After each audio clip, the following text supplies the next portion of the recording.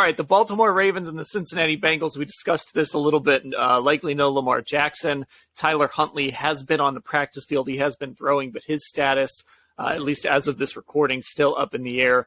The Bengals are 9.5-point favorites in this game. So I said I hate big lines, but Doug, I just feel like this Bengals team, even though their offensive line is banged up, and that's the one concern right now, they're starting to lose some offensive linemen.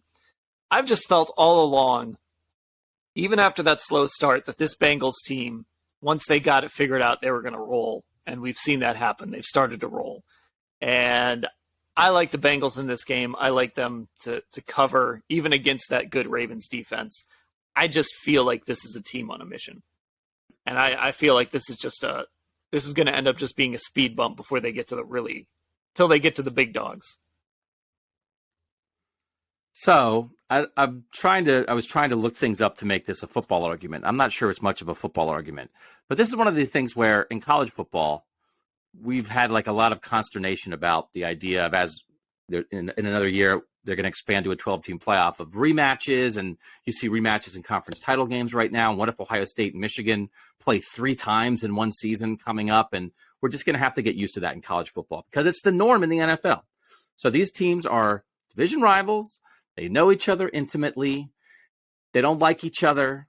They're the 2 best teams in this division, and they have to play this game against each other. And I agree. Again, like looking ahead, I think I like the Bengals against the Bills. I like that matchup for the Bengals. I think you could see what the Bengals were doing early in that game against the Bills before the Damar Hamlin injury. But this, mostly on weirdness and emotion and how, I guess they're going to have to play Huntley, but at least it won't be Anthony Brown. This feels tricky for me to the Bengals because I think it's a division rival.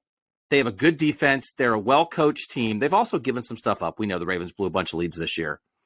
But I think the Bengals could look past them here. And last year, the Bengals did not have a ton of expectations, and they wound up being a team of destiny. And now they do have some expectations. And it just feels like sometimes you trip over your own expectations. I actually think the Chargers are in the Bengals spot from last year. Right? When we thought Joe Burrow was good, and then the playoffs came, and it was like that was the beginning of Joe Burrow. I think that's where we could be with Justin Herbert on the Chargers. But now the Bengals, a lot of people are saying exactly what you're saying about the Bengals because that's what they look like. That's the football argument. And the non-football argument is Mike Macdonald, as a defensive coordinator, now gets a third look at these guys, knows exactly what they do well, what they don't do well. They're going to make a game plan offensively to run the ball like crazy. J.K. Dobbins, right? They got these guys. They got the run game back.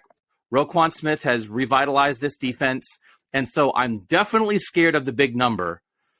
And if I'm searching for like a wild upset, this is where I land. So like, would I pick the Ravens to win this game? Would I actually pick them? I don't know. I definitely take the 8.5. And I might think about putting something on a money line. Because this just feels like the Bengals could look past this. And the Ravens, who've had a crazy year and have a quarterback who is hurt and is he going to be there? I don't know. Might rise up here. So it's mostly emotion, but this is what happens when you play a division rival in round 1 of the playoffs, I think.